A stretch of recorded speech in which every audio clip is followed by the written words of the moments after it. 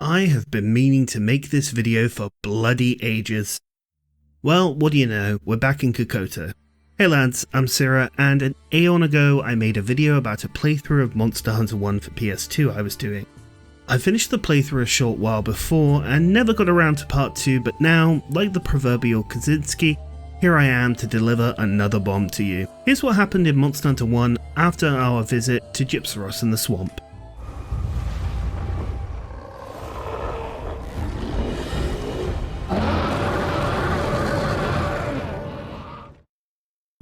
The main focus of this video is the final part of the story mode, if it can be called that. 5-star quests feature the highest diversity of large monsters, a bunch of new power creep, and a new perspective on some things in modern Monster Hunter we take for granted.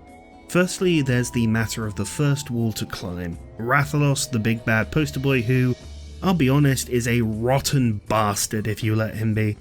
Fortunately, like most problems in life, like bad waiters or crying children on airplanes, Rathalos can be solved by throwing a bunch of flash grenades at him.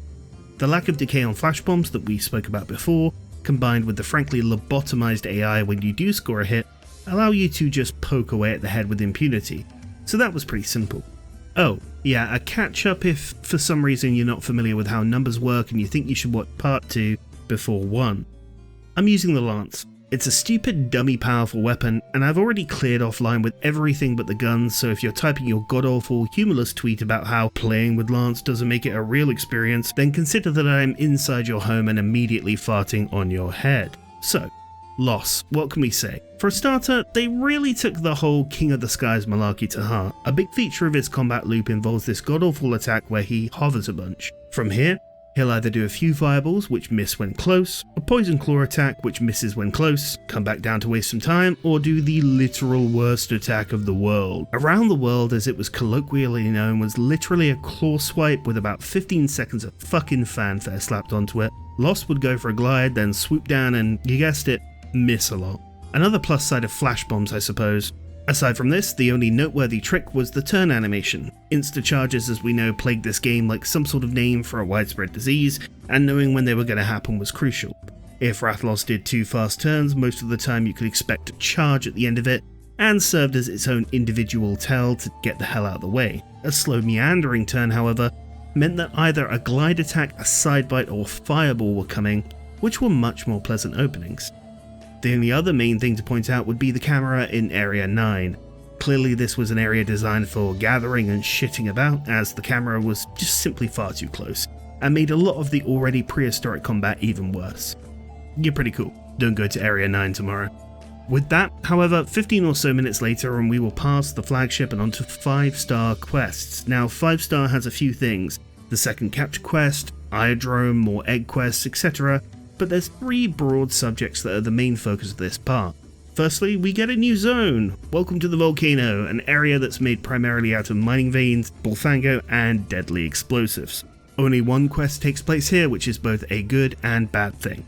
You see, with a solid mining route, you can source the necessary malachite, iron ore, earth crystals, etc. with a full bag of pickaxes and a blessing, but the trouble is that quest is against Bizarrios.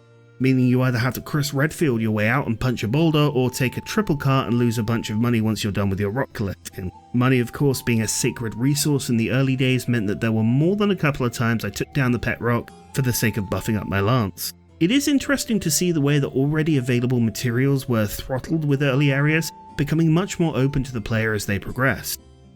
Of course, the jump to high rank in the online portion of the game gave you brand new ores, yes, but the drip feed of the low rank progression was a nice feature, in retrospect. Anyways, there are 2 last secrets with the gear grind in Village Monster Hunter 1. Firstly, one of the final lance upgrades was locked behind something called a commendation, a rare item that would drop most of the time from quests past the final boss of the village.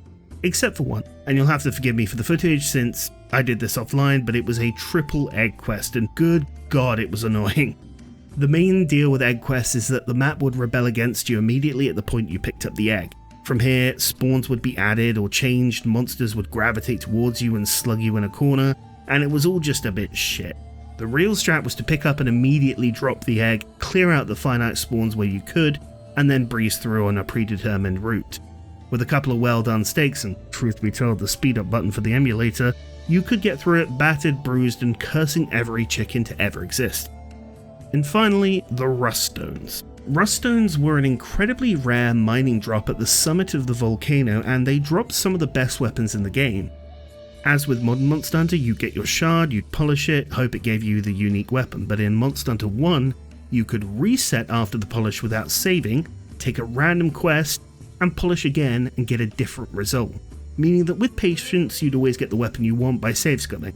I got my Rust Shard on the first Bizarrius I took, and after a while, lo and behold, it turned into a Lance one. Now this is important because the final upgrade of the Rusted Lance, known as the Undertaker, was the second most powerful lance in the game, including high rank. Second only to Fatalis, literally 30 raw behind. That's right, a polished rock could go toe to toe with an ancient dragon. Sadly, we had to scrap the idea of using that because to reach the final upgrade would have meant mining out 120 earth crystals, and I'm pretty sure I'd still be in the mines to this day if I'd gone for that. So we moved on from the gear, blasted through things like Rathian, and then the next hurdle arrived. Yep, a fish, Plesioth. Plesioth made its name in the first 2 generations, and the players have milked the hip check joke for 5, so understandably it's worth focusing on. Plesioth appears in one area during the village quests, the cave at the back of the desert. It's much the same how one would remember it, with water beams, a distaste for sonic bombs, and a tendency to hang out in the water until the moon collides with the earth. Despite this, however, it was a complete laugh for me, and not just because of the lance that I was using. Now here's why. On the run up to Plesioth's area, you pass by an oasis, where you can gather a couple of frogs. Now a key part of Plesioth's AI is that for some reason, he'll just decide to fuck right off towards the back of the area, and de-aggro because I guess he needed a lie down? Either this is a planned sequence for the player to use the frog to fish him back up, or they forgot to give him an area transition. Either way, you saw some local sashimi, and now we're onto the combat. You pull him out, he's flopping around on the floor, let's get to the fight. Yes, elephant in the room, the physical moves are rough. Plesioth is 50% larger than a lot of the stuff you fought up to this point, and it really has an effect on the gameplay. It has wide-reaching tail swipes where the hitbox doesn't match up with the animation, it has a lot of inaccessible hit zones like the wings and even the back, and he can cover a lot of ground with his movements, even a couple of steps. Not to mention the hip check that formed an entire meme of its own that, even if you're behind him, still hits you because of the size of the thing. But there's a trick that you can pull on him. With this being such a primitive game, and it's no wonder the AI is also structured out of mud and wishes, Plesioth is no exception to this. On land he has 6 moves. A rare bite, a tail swing, a hip check, running and then diving into the water, and then the water beam. The last one is the key. Now I learnt that by sheathing and then standing at mid-distance, you can just bait out the water beam constantly. You then run towards him, get some pokes in while the head is down, rinse and repeat. It's the safest strat in the world, equivalent to cow tipping a wheelchair. It's just bullying at this point. And suddenly Plesioth isn't this big threat anymore just by using positioning, and you can get through it no problem, and we're on to the next fight. I know. Can you really believe that speedrun knowledge, optimal hit zone knowledge, and positioning allows me to have an easier and faster time with Monster Hunter? Gasp, shock, swoon, who would have thought it? God, it's sacrilege. Anyways, from here, nothing really of note for a first time playthrough, genuinely. It's the same sort of gathering demand and basic material grind we've seen already. And that's another thing worth noting, mantles and gems and plates and stuff don't really play a part in the offline mode, isn't that crazy? It's a lot of just farming the basic materials and, maybe there's a couple of weapons where you'll need a wing or a rare drop, but it really doesn't show up that often. Even Monoblos, the final boss of the village, was a pretty easy cakewalk, if slightly longer than a Rathalos due to digging and tankiness. That one you can kind of attribute to the lance, I'll be honest, because I've done it with Greatsword and Sword and Shield for that Monoblos heart, and it sucked. It was such a slop. But Monoblos went down, we got our credits rolling, and so ended my journey. Cards on the table, I'll be honest about my experience. I had a significant advantage. Back in 2005, 2006, when I first played this game, I played it so much, it was pretty much the only game I played for about 6 months constantly, 2 hours every day after school, so on and so forth. And that playtime has been burned into my head like rice into my saucepans, and of course my weapon choice made things a lot easier. Now, the game isn't actually done, of course, but I still have that knowledge of what comes after, and the only thing I'm missing is the online experience. I am well aware that community projects have made the online portion accessible, which is nice, but if I can speak frankly, it's the same monsters, just harder. And then you get, what, first gen Kirin, Lao Shan Lung, and a 9-quest multiplayer 4-player experience against Rathalos, which, with a fully upgraded Rusted Lance, what am I really missing aside from the atmosphere of the town area and playing with other people, you know? I don't know. I don't think it's worth it to try. Not only that, but in the offline mode there are secret quests, which, I'll be honest, I'm much more interested in. You make a certain piece of armor, and you'll eventually unlock Diablos, Ravios, a Powder Stone quest that is the worst egg quest in the game, and Kezu of all things. Kezu, a monster that shows up in, what, 2-3 star in future games, is after Monoblos in Monster Hunter 1. Once you beat those, you get a final quest against high-rank Rathalos and Rathian, and that's a doozy. Maybe we'll do that one day. Maybe we can appreciate how far this game series has come. But all things considered, I think this is, you know, a pretty good little recap. I'm very proud of this script, I'm pretty proud of this experience, and hopefully the insight that I can give and, you know, this look into it is fair and you enjoyed it.